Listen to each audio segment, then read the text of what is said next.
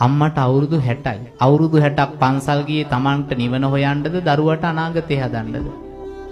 මං කියන්නේ අපි හැමෝම වෙනුවෙන් අපේ අම්මා ඔය දුක වින්දද නැද්ද? මේ තරම් අපිට ආදරය කරන අම්මලා මහ පොළවේ තවත් නැතු ඇතිනේ පින්වතුනි.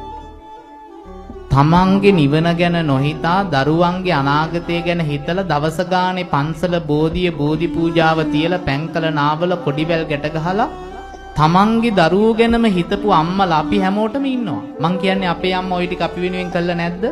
කළා තියෙනවා. එච්චර දරුසෙනෙහසක් මේ ලෝකේ මොන අම්මා ගාවද තියෙන්නේ? ඒ තරම් ආදරයක් මේ ලෝකේ මොන අම්මා ගාවද තියෙන්නේ? තමන්ගේ නිවන ගැන හිතන්න වෙලාවක් තිබුණේ නෑ. දරුවගේ අනාගතය ගැන හිතුවා.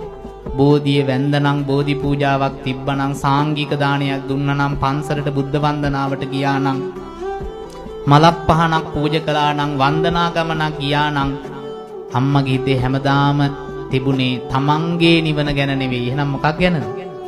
දරුවන්ගේ අනාගතය ගැන. එහෙම හිතපු අම්මා කෙනෙක් අපි හැමෝටම ඉන්නවා.